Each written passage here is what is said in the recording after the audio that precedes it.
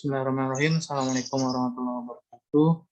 Kami dari kelompok 1 mata kuliah Sosiologi Agama di sini akan membahas materi tentang teori Karl Marx, yaitu agama sebagai keterasingan atau alienasi. Di sini terdiri dari 8 orang, ada Anissa Ayu Astuti, ada Dia Lagita, ada Laili Rahmadani, ada saya sendiri Muhammad Noval, ada Fadli Hadi, Kiptia Hoirul Salsabila, ada Rizka Lutfiah, dan Wahyu Haji.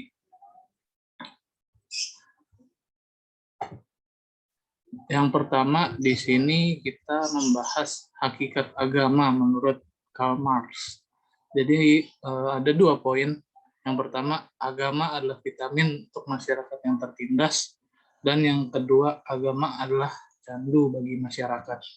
Jadi di sini ada keterkaitan ya mengenai poin pertama maupun kedua. Jadi sebenarnya dalam bahasa Jerman, agama adalah candu itu die Religion ist das Opium des Volkes, atau yang terjemahannya itu agama adalah opium bagi masyarakat. Nah, kadang makna opium di sini suka disalahartikan.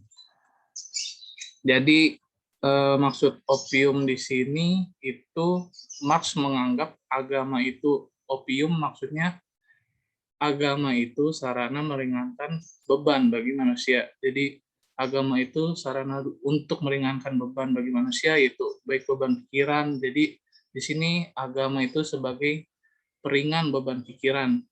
Nah, jadi untuk agama adalah candu itu, apa menurut Marx agama adalah candu, atau lengkapnya di bahasa Jermannya itu the religion is der Subser der Bedrangten Kreator, das Gemut einer Hilflosen with we see the Geslosser, dus tanda is she is das Opium des Volks. Jadi agama itu adalah desah napas keluhan dari makhluk yang tertekan, hati dari dunia yang tak punya hati, dan jiwa dari kondisi yang tak berjiwa. Ia adalah opium bagi masyarakat. Nah, intinya agama itu candu. Jadi candu di sini ya sebagai sarana meringankan beban bagi manusia, yaitu salah satunya peringan beban pikiran.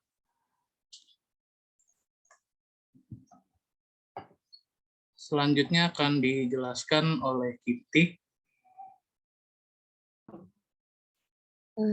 Baik, untuk konsep alienasi agama, itu menurut Marx, dalam agama Tuhan selalu disembah dan ditaati, padahal semua itu adalah kepunyaan manusia. Ia beranggapan bahwa agama mengambil sifat-sifat ideal moral dari kehidupan manusia yang dasar, dan secara tidak wajar memberikannya pada suatu wujud asing dan hayal yang disebut dengan Tuhan.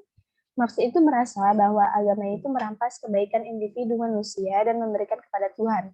Jadi kebaikan yang ada di individu manusia itu diberikan kepada Tuhan, seperti sesuatu hal yang baik itu beranggapan berasal dari Tuhan. Sedangkan di individu itu mengikuti saja gitu.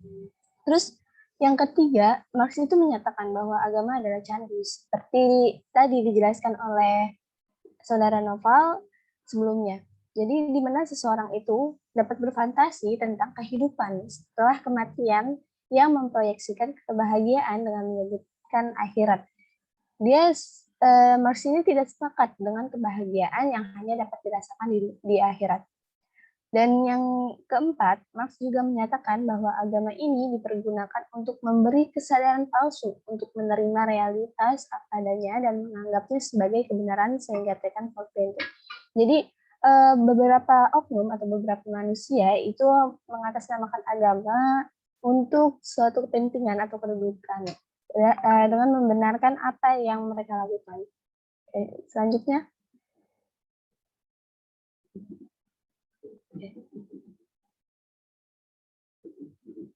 Tokoh pencetus alienasi agama dan pandangan tokoh lain tentang alienasi agama.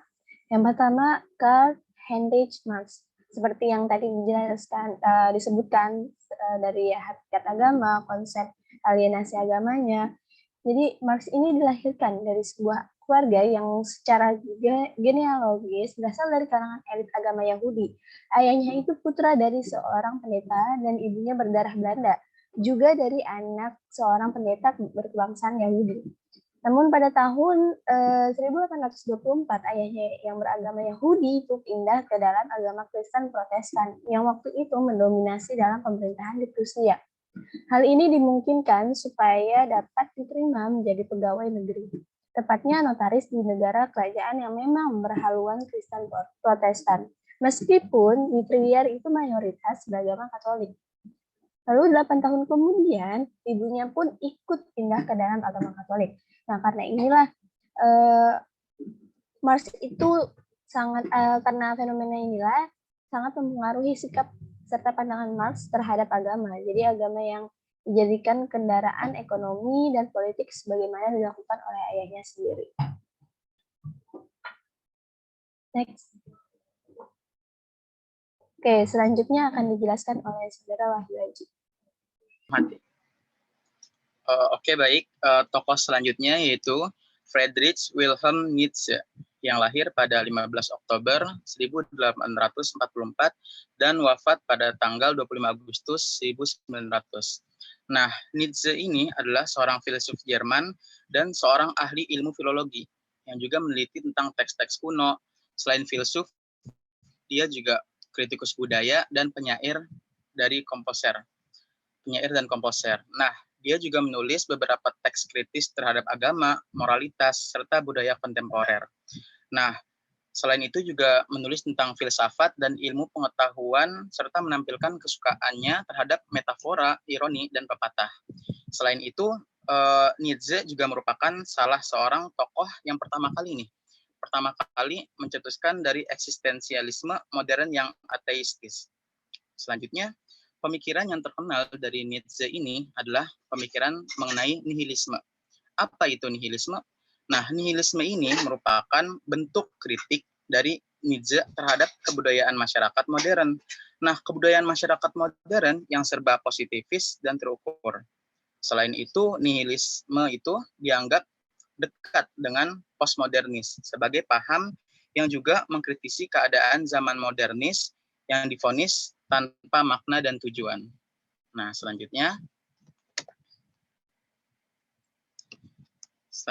bahasan mengenai Nietzsche dan pemahamannya yaitu tentang nihilisme itu.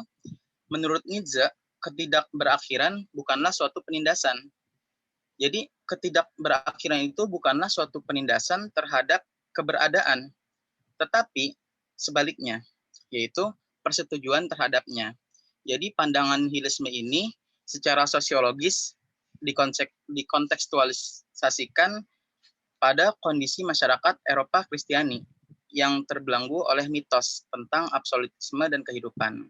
Nah, selanjutnya, oleh sebab itu, masyarakat mempercayakan proses sosial kepada nilai-nilai absolut dan manusia menjadi tidak mampu mengoptimalisasikan potensi dan mengandalkan jaminan-jaminan kepastian yang dimilikinya. Serta manusia seperti inilah yang kemudian oleh Nietzsche disebut seperti tadi, yaitu anomali. Selanjutnya akan dijelaskan oleh saudari Leili Ramadhani. Oke, baik. Selanjutnya yaitu genealogi pemikiran Karl Marx. Nah, ada 3 kategori yang dapat kita labelkan kepada Karl Marx, yaitu yang pertama sebagai seorang sosialis, revolusioner, ekonom, dan seorang filsuf. Nah, Karl Marx adalah sosok filosof yang pemikirannya tetap hidup sampai saat ini. Ide dan benih-benih pemikiran filsafatnya selalu berkiblat secara langsung kepada tradisi kefilsafatan sebuah negara yang paling banyak melahirkan pemikiran kelas dunia, yaitu Jerman. Nah, adapun beberapa tokoh yang merupakan akar pemikiran Karl Marx diantaranya melalui yang pertama yaitu George Wilhelm Friedrich Hegel, yang kedua Ludwig Feuerbach. Next. Nah, yang pertama yaitu George Wilhelm adalah seorang filosof yang banyak disebut sebagai penyempurna pemikiran filsafat pendahulunya. Nah, George Hegel ini adalah seorang idealis Jerman yang pikiran-pikirannya banyak mempengaruhi Karl Marx. Seperti halnya Hegel berpandangan bahwa alam ini merupakan proses menggelarnya pikiran-pikiran, dan dari proses tersebut timbullah proses alam, sejarah manusia, organisme, serta kelembagaan masyarakat. Nah, konsep tersebut tapi ditolak oleh Karl Marx karena ia mengatakan bahwa yang menjadi pokok dari keseluruhan adalah materi, bukan jiwa atau ide. Dan di tahap ini, Marx menyebut Hegel masih dalam keterasingan karena apa yang ada dalam pikiran Hegel tidak korespondentif dengan kenyataan. Selanjutnya akan dibacakan oleh Anissa Ayu.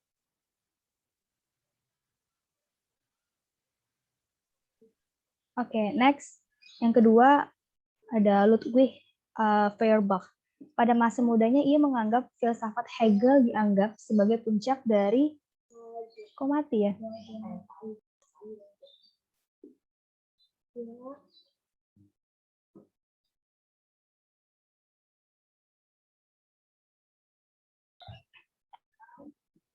Next, Ludwig Feuerbach. Pada masa mudanya ia menganggap filsafat Hegel dianggap sebagai puncak dari rasionalisme modern. Feuerbach beranggapan bahwa dalam satu sisi pemikiran Hegel menyimpan pembebasan manusia dari segala belenggu dengan penyadaran akal pikiran itu sendiri. Namun pada sisi yang lain ternyata filsafat Hegel kurang realistis karena yang ia anggap sebagai sesuatu yang nyata hanyalah ide. Namun Feuerbach secara keras mengatakan bahwa filsafat Hegel hanya merupakan kepercayaan agama yang terselubung. Hegel hanya memutarbalikkan sesuatu yang nyata. Bagi Feuerbach, yang nyata adalah benda atau alam. Marx mengatakan bahwa materialisme Feuerbach masih terlalu mekanik dan statis. Karena Feuerbach memaknai bahwa pikiran merupakan hasil materi dan tidak sebaliknya. Manusia tidak hanya terbentuk dan terkondisikan oleh materi, tapi juga dilihat dari kondisi sosial politik, budaya, dan ekonomi dalam masyarakat. Menurut Karl Marx, filsafat Feuerbach masih dalam kooptasi teologis karena pemikirannya mengarah ke persoalan manusia dan agama.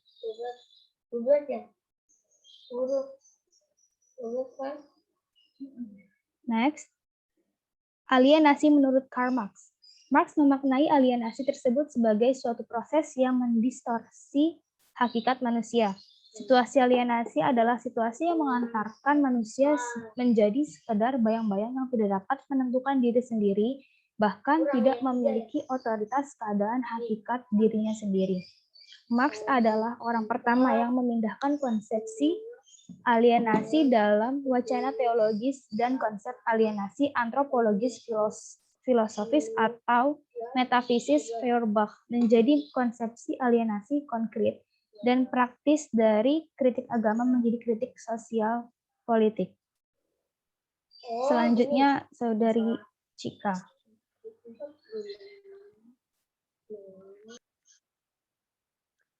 Selanjutnya yaitu agama sebagai tanda keterasingan.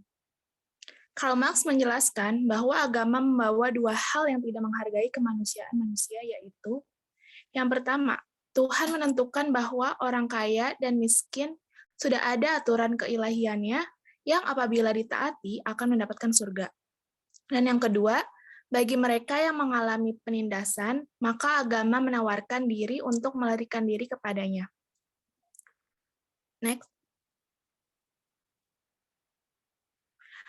Agama adalah bentuk keterasingan umat manusia dari dunia yang konkret, dan di dalam agama, mereka memakai logika berbalik, bahwa yang nyata adalah Tuhan, yang sebenarnya abstrak, namun dianggap nyata adanya. Karena sejatinya agama dan keterasingan umat manusia dilakukan sistem yang memaksa manusia untuk merealisasikan hakikatnya dalam ilusi. Karena dalam masyarakat, dia tidak mendapat kebahagiaan. Karl Marx pun mengecam bahwa keterasingan manusia dalam bentuk apapun dapat membuat insting dan nurani manusia menjadi buta terhadap apapun dan siapapun. Selanjutnya akan dijelaskan oleh Muhammad Fadli Hadi. Oke, terima kasih kepada rekan saya Cika. Selanjutnya yaitu ada sikap kritis Karl Marx terhadap kritik agama. Di sini Karl Marx menjelaskan bahwa kritik agama sangat berbeda dengan penodaan agama. Karl Marx menyebutkan bahwa penodaan agama tidak punya sasaran lain kecuali menjelekkan agama itu sendiri. Sebagaimana contoh, orang-orang melakukan pempublikasian penodaan agama seperti membakar ornamen suatu agama atau mungkin menghina kitab sucinya dengan cara membakar ataupun menginjak ataupun dengan cara yang lain. Itu sangat berbeda dengan kritik agama yang dimana kritik agama itu menyasar pada praktik atau penghayatan agama yang tak segera jelas bagi akal sehat dan nurani. Sebagaimana kritik agama menurut Karl Marx tadi seperti yang tadi dijelaskan oleh rekan saya Kiptia Khairul Sasalbila, Karl Marx itu menyebutkan tidak setuju dengan agama bahwa kenikmatan itu hanya didapatkan di surga, melainkan di dunia pun dapat mendapatkan kenikmatan pula gitu. Oke, next. Nah, Karl Marx mengatakan bahwa agama adalah candu rakyat dan hal tersebut merupakan tindak kritik agama, bukan penodaan agama. Marx menjelaskan bahwa sasaran dari hal tersebut adalah menyuntikkan kesadaran palsu dalam sistem masyarakat yang kapitalis melalui agama. Penyisapan buruh seakan mendapatkan pembenaran dengan ungkapan upahmu besar di surga, seperti yang saya jelaskan tadi. Nah, di sini bahwa Karl Marx menyebutkan bahwa agama adalah candu rakyat, yaitu karena praktik agama di masyarakat itu sudah mulai tidak sehat dan agama itu sebagai alat dalam mencapai suatu kepentingan. Makanya di sini Karl Marx itu mengkritik agama di masyarakat. Lalu dari kegundahan tersebut muncullah teologi pembebasan di Amerika Latin yang diilhami oleh kritik agama Marx. Dan sejak itu pula gereja mulai tersengat lalu meninjau ulang berbagai aspek ajarannya. Dan itulah contoh bagaimana agama dapat menimba manfaat dari kritik agama. Jadi sesungguhnya agama itu sangat membutuhkan kritik seperti yang Karl Marx lakukan di zaman sebelum kita, zaman terdahulu, lalu menimbulkan pendewasaan praktik beragama yang baik dan benar, yang sebagaimana sesungguhnya agama itu berdiri. Lalu teologi bukan satu-satunya pembebasan agama, agama-agama lain juga tak kekurangan contoh yang tak serupa gitu. Selanjutnya akan dijelaskan oleh rekan saya Dea Labita Sapina.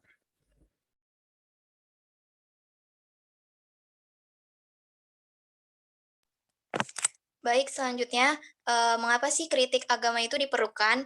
Jadi yang pertama, karena beragama tidak hanya soal ibadah, melainkan juga ikhtiar, keilmuan, kerja keras, dan juga amal kasih.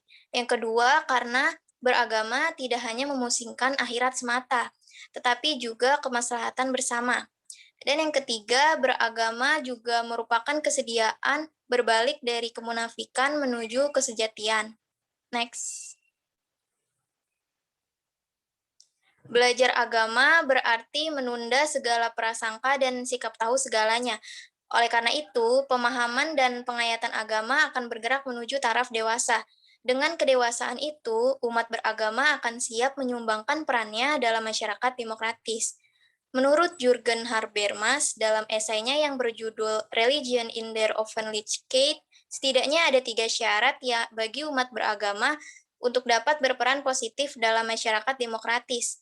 Di antaranya, yang pertama, umat dari satu agama mampu memandang positif umat beragama yang lain. Contoh konkretnya itu dengan tidak mengkafir-kafirkan. Yang kedua, umat beragama juga mampu menempatkan diri dalam batas-batas demokrasi antara iman dan juga ilmu.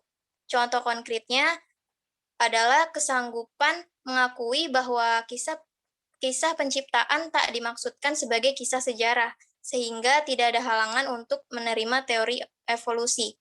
Dan yang ketiga, umat beragama mampu menempatkan diri dalam kerangka internasional. Contoh konkretnya yaitu pengakuan akan kesetaraan martabat individu. Jika benar bahwa kritik agama telah mati, pada tataran hukum politik sekurang-kurangnya masih ada harapan untuk menunda.